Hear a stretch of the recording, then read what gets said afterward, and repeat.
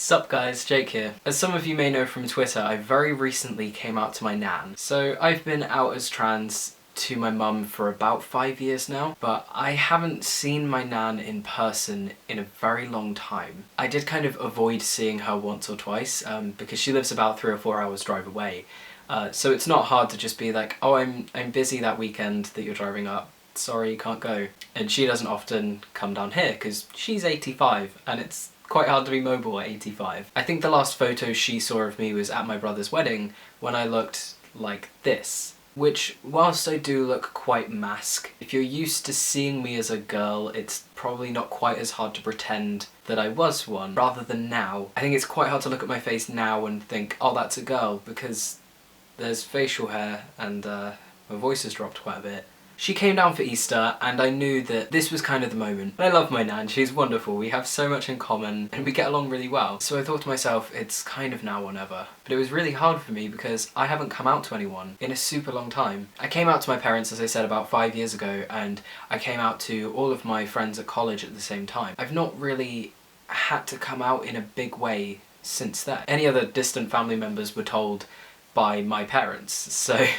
I didn't really have to deal with their reaction face to face. But coming out to my nan terrified me. So I went over to my mum's. By the time I got there, my nan was having a nap. I went outside and vaped for about 30 minutes because I was so nervous. I just didn't want to be in the house. I didn't want to be around people. My mum comes out, we have a little chat, and she's like, you can come inside, you know. So I just come in, sit in the lounge for a while, and then she comes back in the room and says she's ready. I actually couldn't even breathe. My mum had decided that because she thought my nan would have a lot of questions, telling her on my behalf would be hard because she didn't know how to answer the questions and she didn't want to confuse my nan and get it wrong. I don't know what my mum said to her exactly, but she kind of pre-warned my nan. I think she must have said something along the lines of, okay, so they look different now, be prepared. So I walk into the room and I see her sitting in bed. She turns to me and pretty much the first thing that comes out of her mouth is, well, you look a lot like your brothers now. And I just, I wanted to laugh, but I just didn't know what to say. I was shocked.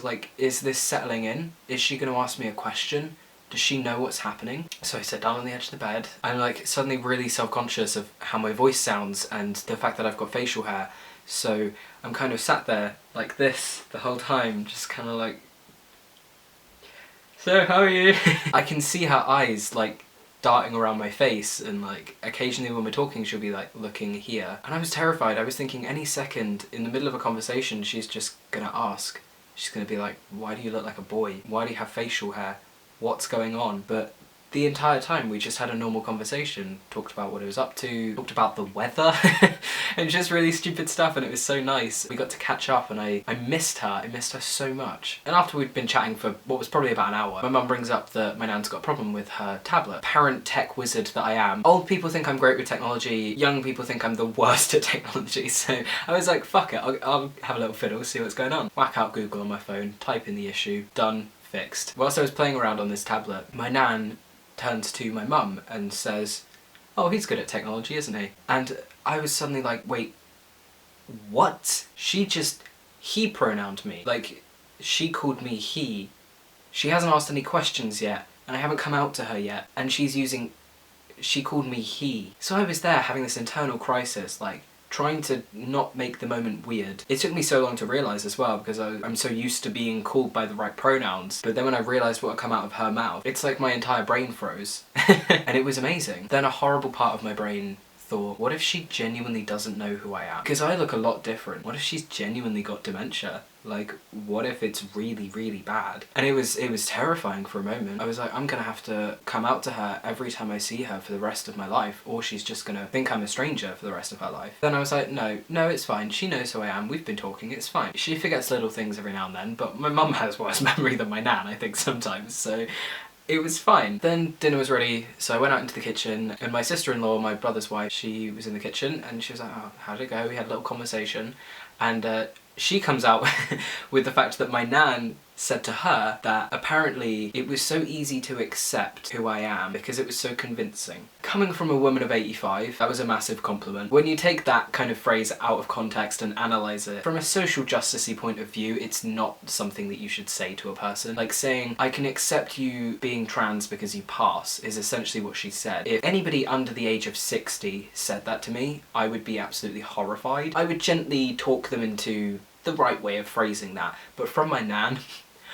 way more than I was expecting. Like, it was so impressive. The fact that she was just like, well, I can see that this is real, I can see that you're genuine about this, I can see that you've probably gone through a big journey and a big struggle, now look like this and you look happy, is how I kind of translate that. It made it easy for her to take that on board and just accept that it was a fact of life. And then probably the best thing I heard, my nan turns around to my sister-in-law and she says, so what name are we using? And my sister-in-law says, it's Jake. And my nan says, oh, Jake. Okay. And that was that. She knows my name, she called me the right pronouns, and she just accepted that it was a thing that I am. I built this up in my head that it was going to be this big, horrible, complex thing, and she was gonna ask me loads of questions, and I was gonna have to go through the motions of explaining what being trans meant. And maybe I will have to do that in the future, once she settles in with the idea, but I was expecting it to all come out at once and to be this big, difficult thing. But I just walked in there and talked to her, and it was